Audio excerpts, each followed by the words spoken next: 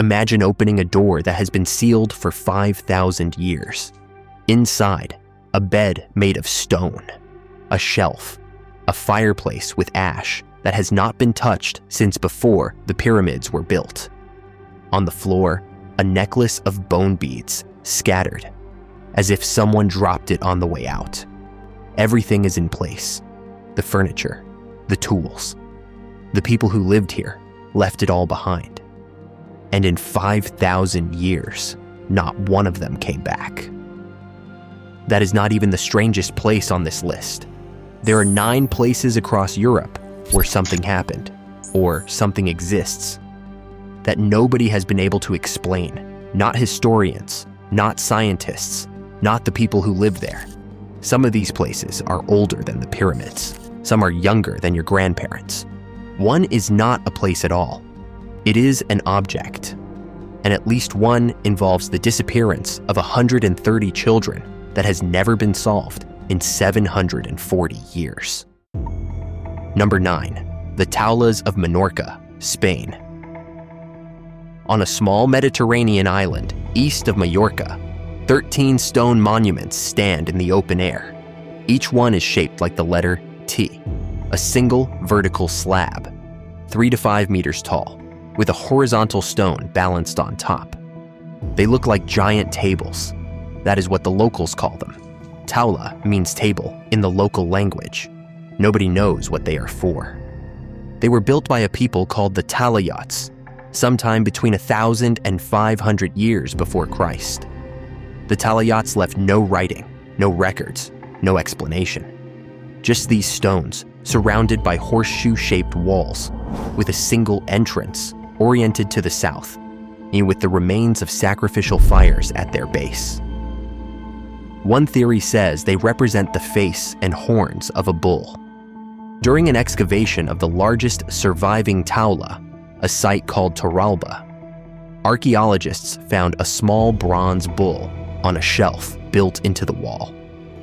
They also found a clay perfume burner shaped like a goddess's head. The objects looked like something you would find in a church. Another theory says the Taulas were aligned with the constellation Centaurus, a star pattern that was visible in the southern sky 3,000 years ago, but is not anymore. By 1000 BC, Centaurus had dipped below the horizon. If the Taulas were built to watch that constellation, they were already pointing at nothing by the time they were abandoned.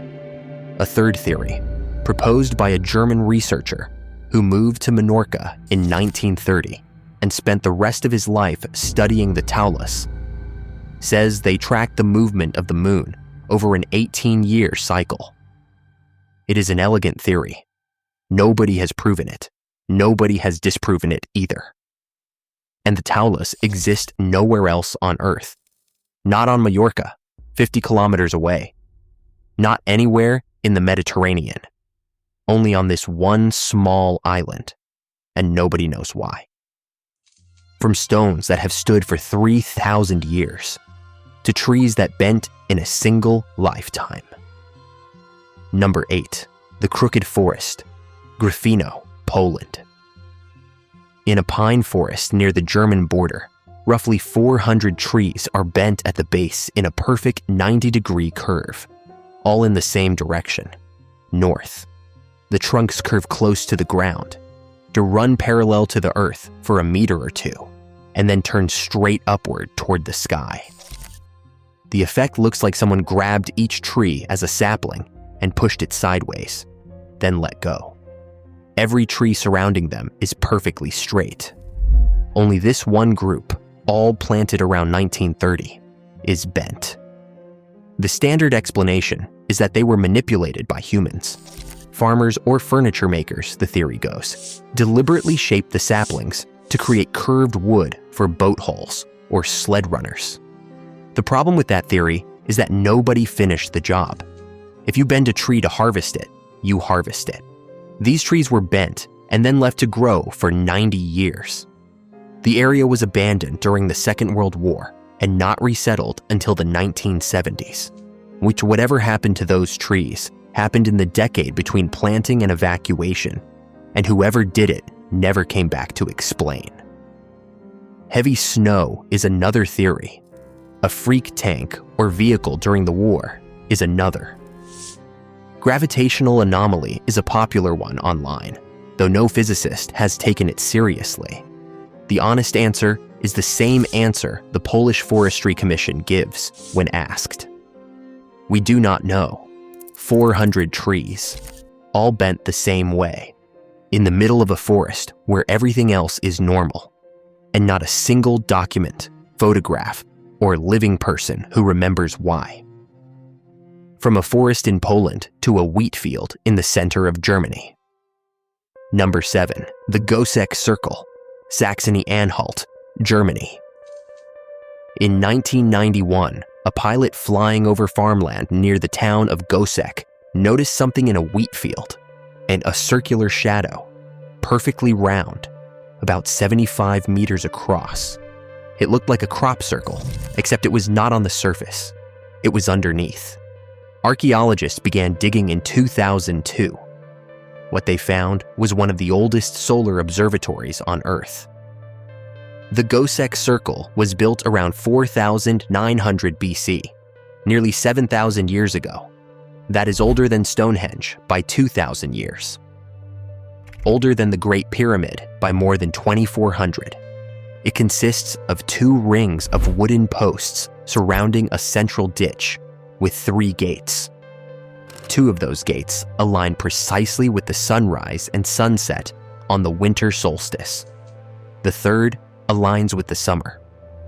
Whoever built this understood the movement of the sun across the sky with a precision that should not have existed in the European Neolithic. These were people without writing, without metal tools, without wheels. And they built a structure that tracks the sun to within a degree. But that is not the part that has no explanation. At the southeastern gate, archaeologists found a headless skeleton. Nearby, they found human and animal bones, with deliberate cut marks. The cuts were consistent with a practice called defleshing, the systematic removal of meat from bone. Whether this was ritual sacrifice, a specific form of burial, or something else entirely, nobody knows. The combination is what unsettles researchers.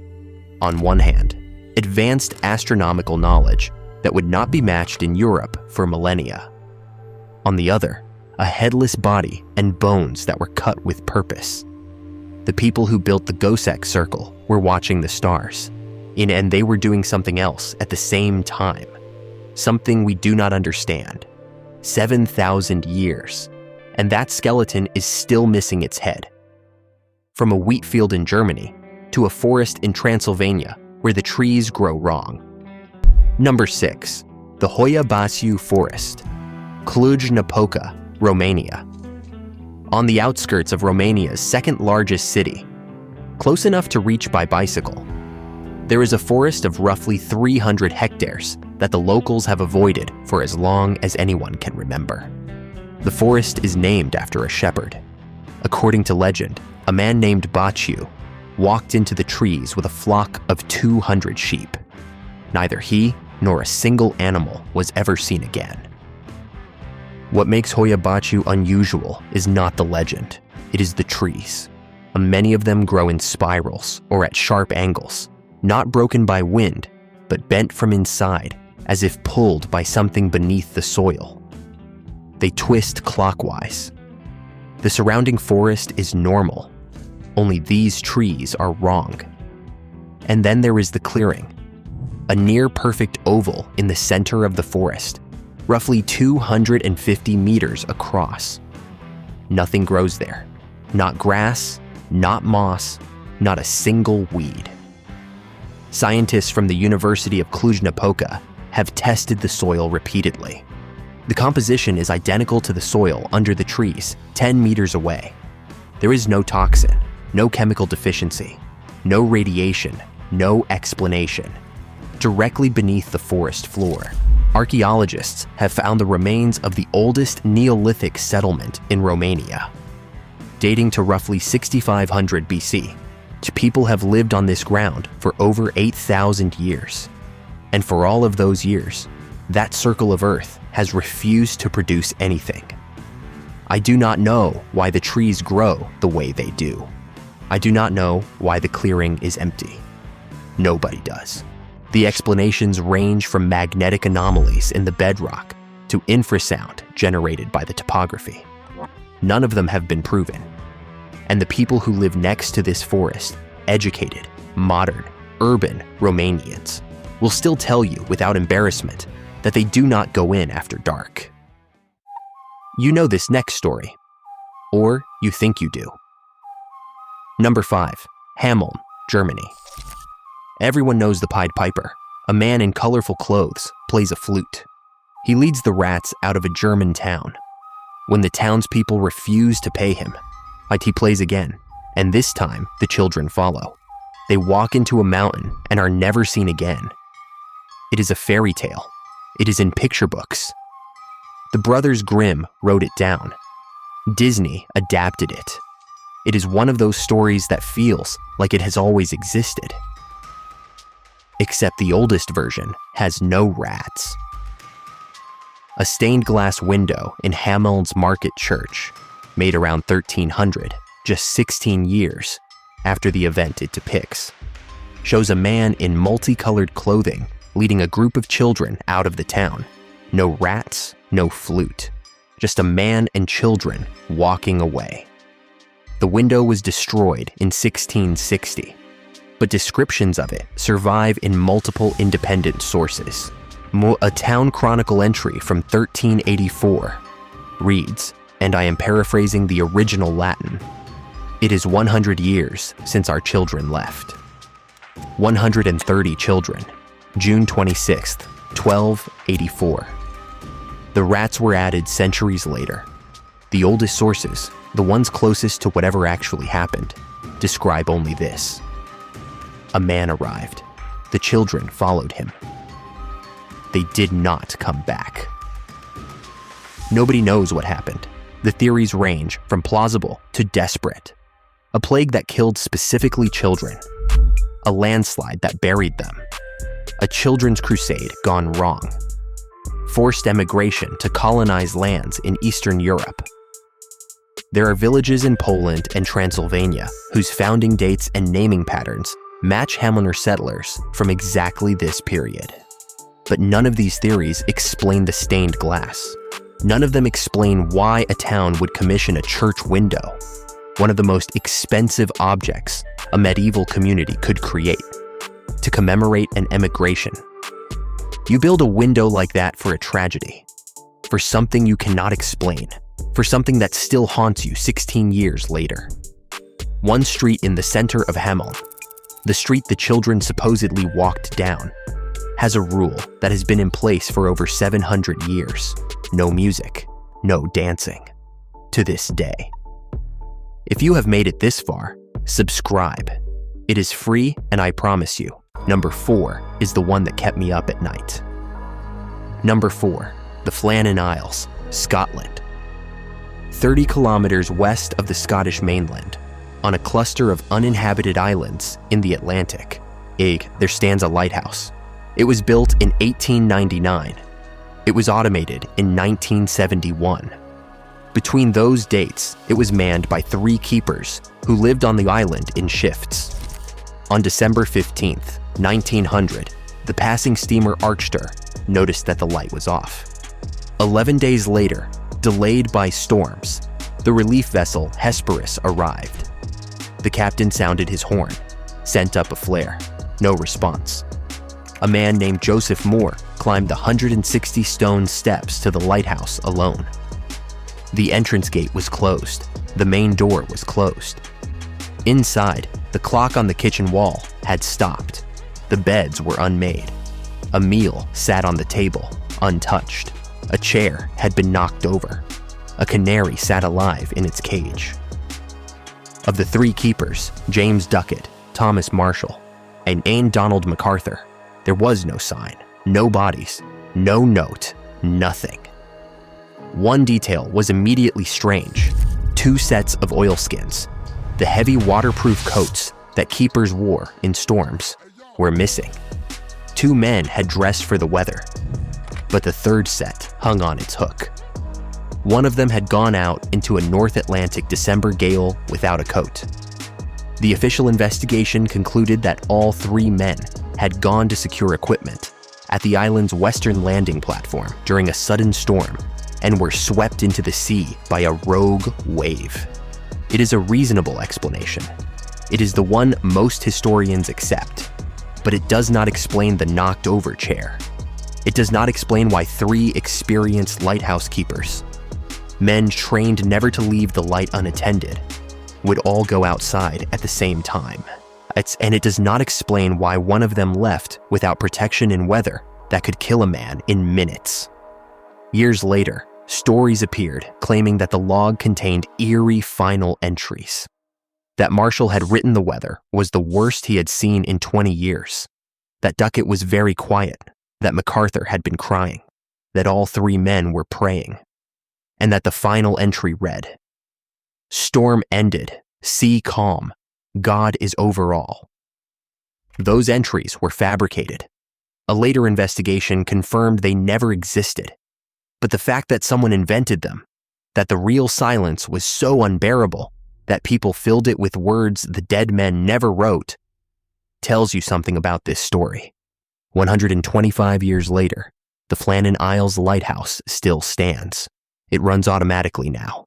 Nobody lives there. And nobody has ever explained what happened on the night of December 15th, 1900. I want to show you something. It fits in the palm of your hand. Number 3, the Roman Dodecahedra, Northwestern Europe. It is a hollow bronze object, roughly the size of a tennis ball. 12 flat sides, each one a pentagon. Each pentagon has a circular hole in the middle, and the holes are all different sizes. At every corner, a small metal knob. It weighs about as much as an apple. Over 130 of them have been found, scattered across what was once the northwestern edge of the Roman Empire, in England, France, Belgium, Germany, the Netherlands, Austria, Hungary. They date from the 2nd to the 4th century AD. Not a single one has ever been found in Italy, not one in Rome itself, and not one in North Africa, not one in the eastern provinces. And here is the thing. The Romans documented everything.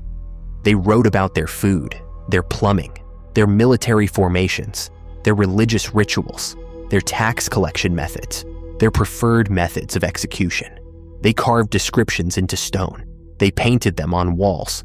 They minted them on coins. They never mentioned the Dodecahedron. Not once. Not in any surviving text. Not in any mosaic. Not in any carving. An empire that recorded the width of its roads did not leave a single sentence about an object that over 100 of its citizens owned. There are more than 50 theories, candlestick holders. Wax residue was found inside one. Dice, survey instruments, rangefinders for Roman artillery, astronomic devices for calculating planting dates, gauges for checking coin sizes, children's toys, ceremonial scepter tops, and I swear this is real, knitting tools for making Roman gloves. A man named Martin Hallett made a YouTube video demonstrating this theory with a 3D printed replica. The video has millions of views. He wraps yarn around the knobs and threads it through the holes, and out comes a small woolen finger tube that does look remarkably like a glove finger. The most recent discovery was in 2023 in Lincolnshire, England. Found fully intact by amateur archaeologists, it is one of the best preserved examples ever unearthed. The BBC featured it on national television, and the leading theory among serious researchers is that the dodecahedra were ritual or religious objects, possibly connected to Druidic traditions in the Celtic territories where they have been found. One was discovered in a woman's grave in Germany in 1966, placed next to a rod-shaped bone object, as if it had been mounted on a staff, like a scepter. but no one knows. An object the Romans made with extraordinary care and skill, and then never wrote down what it was or what it did. The locals call her Sansuna. She was a giantess who ate nothing but broad beans and honey. Number 2, the Ggantija temples, Gozo, Malta. On the tiny island of Gozo, you can drive across it in 20 minutes. There is a stone complex that is older than any standing structure on Earth except Göbekli Tepe in Turkey. The Ggantija temples were built between 3,600 and 3,000 BC. That makes them roughly 1,000 years older than the Great Pyramid, 500 years older than Stonehenge, and about 200 years older than the Goseck Circle we talked about earlier. The name Ggantija comes from the Maltese word for giant. According to local legend, the temples were built by a giantess named Sansuna, who carried the stones on her head and completed the entire complex in a single day, while pregnant, sustained by nothing but broad beans and honey. It is a charming story, but the question behind it is real. Some of these stones weigh 50 tons. The people who built the temples used nothing but bone, wood, and human strength, and they created a structure that has stood for over 5,500 years. And inside, archaeologists found large female statues, faceless, broad-hipped, headless. They are thought to represent a mother goddess connected to agriculture and fertility. Fire pits and animal bones suggest ritual sacrifice. The layout of the rooms follows a cloverleaf pattern that has no known precedent. Here is what I keep returning to. The legend says a giantess built it. That is how the people of Gozo, people who have lived next to these temples for thousands of years, explain what they see. Not as a monument to human skill, not as a temple, as something that required a being larger and stronger than any human to build. Even the people who inherited these stones cannot believe that people made them. After the giantess, and the Dodecahedron, and the Lighthouse, and the children. I want to take you back to where we started. Back to a stone house with no windows. Back to 5,000 years of silence. Number 1, Skara Brae, Orkney, Scotland. This is the place from the beginning, and now I can tell you the full story. In the winter of 1850, a violent storm tore across the Orkney Islands off the northern coast of Scotland. When it was over, the wind had ripped away layers of sand from a grassy mound near the Bay of Scoil. And underneath was something that had been hidden for 4,500 years. Stone houses, with stone furniture still inside. Skara Brae is one of the best preserved Neolithic villages in the world. It was built around 3100 BC and occupied for roughly 600 years.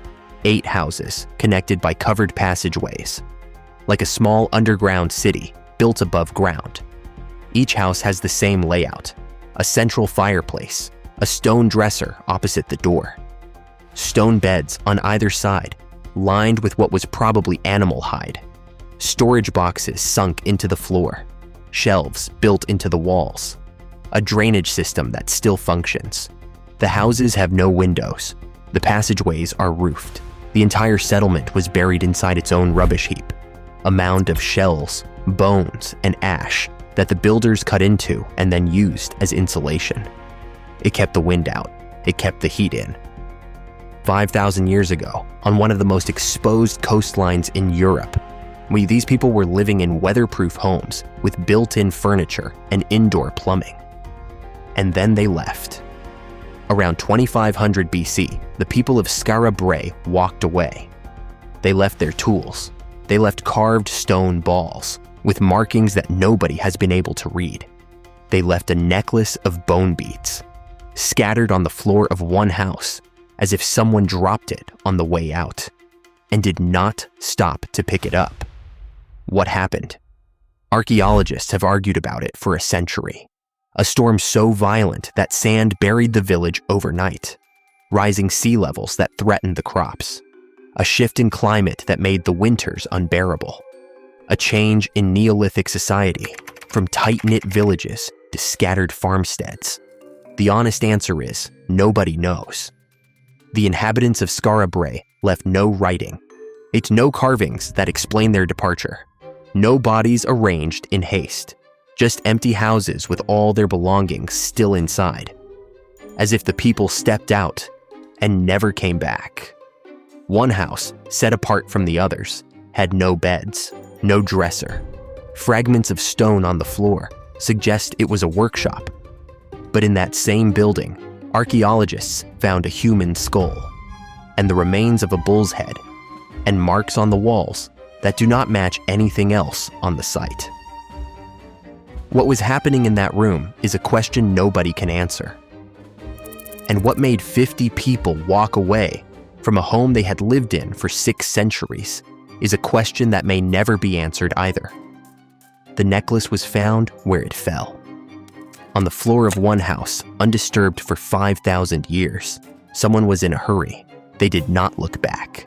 And whatever they were walking toward, or running from, erased them so completely that not even their name survived. 9 places, 9 questions that Europe has not answered. On Menorca, 13 stone tables point south at a constellation that disappeared 3,000 years ago. In Gryfino, 400 trees remember a force that nothing else in the forest felt. In Goseck, a headless skeleton guards an observatory older than civilization. In Transylvania, a forest grows in spirals around a clearing where the earth refuses to let anything live. In Hameln, a street has been silent for 700 years because of a man nobody can identify and children nobody ever found. On the Flannan Isles, a chair is still knocked over and 3 men walked into a storm that erased them completely. Somewhere in a museum drawer, a 12-sided bronze object sits with 50 theories and 0 answers. On Gozo, a giantess supposedly carried 50-ton stones on her head, and nobody has a better explanation. And on Orkney, a necklace was found where it fell 5,000 years ago, dropped by someone who never came back. These places are not haunted. They are not cursed. They are not waiting to be explained by some future technology that makes everything make sense. They are just places where the question is older than the answer, and always will be. If this is the kind of story you want more of, subscribe. There are places in Europe that are far stranger than this, and I am just getting started.